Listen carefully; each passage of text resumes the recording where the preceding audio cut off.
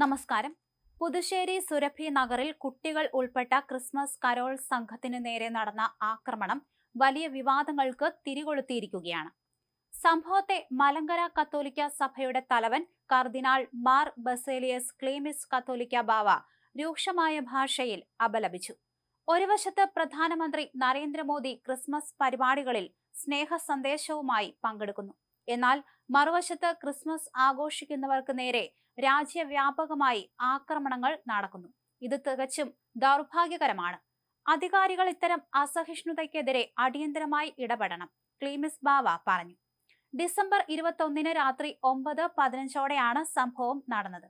10ഓളം വരുന്ന സ്കൂൾ വിദ്യാർത്ഥികൾ കരോളുമായി എത്തിയപ്പോൾ പ്രതിയായ അശ്വിൻ രാജ് ഇവരെ തടയുകയായിരുന്നു.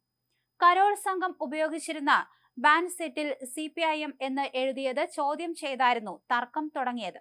കുട്ടികളെ ഭീഷണിപ്പെടുത്തുകയും ബാൻഡ് സെറ്റ് ഉൾപ്പെടെയുള്ള ഉപകരണങ്ങൾ തല്ലിപ്പൊട്ടിക്കുകയും ചെയ്തു. ഭയന്നുപോയ കുട്ടികൾ ഡ്രം ഉപേക്ഷിച്ച് ഓടി രക്ഷപ്പെടുകയായിരുന്നു. കസബ പോലീസ് അശ്വിൻ രാജിനെ അറസ്റ്റ് ചെയ്തു. ഇയാൾക്കെതിരെ വധശ്രമം ഉൾപ്പെടെയുള്ള വകുപ്പുകൾ ചുമത്തിയിട്ടുണ്ട്. ഇയാൾ മുമ്പും കാപ്പ ചുമത്തപ്പെട്ട കുറ്റവാളിയാണെന്ന് പോലീസ് വ്യക്തമാക്കുകയും ചെയ്തു.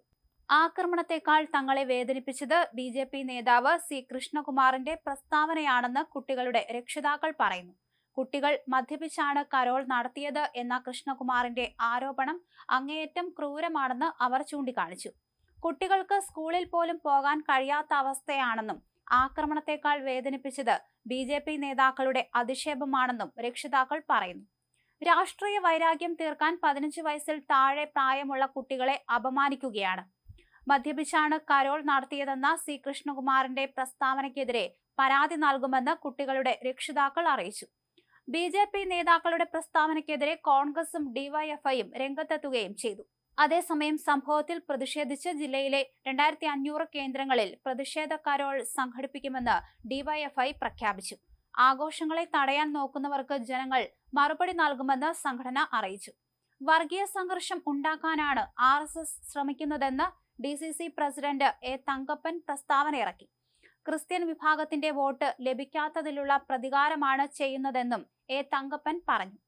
കരോൾ സംഘത്തെ ആക്രമിച്ച 2 പ്രതികളെ ഇനിയും പിടികൂടാനുണ്ട്. അതേസമയം ഡൽഹി ലജ്പത് നഗറിൽ ക്രിസ്മസ് കരോൾ തടഞ്ഞ് തീവ്ര ഹിന്ദുത്വ സംഘടനകളും.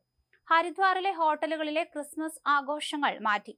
തീവ്ര ഹിന്ദുത്വ സംഘടനകളുടെ എതിർപ്പിനെ തുടർന്നായിരുന്നു മാറ്റിയത്. തിങ്കളാഴ്ചയാണ് ബജ്റംഗ് ദൾ പ്രവർത്തകർ ക്രിസ്ത്യൻ സമുദായത്തിൽപ്പെട്ട സ്ത്രീകളെയും കുട്ടികളെയും ആക്രമിച്ചത്.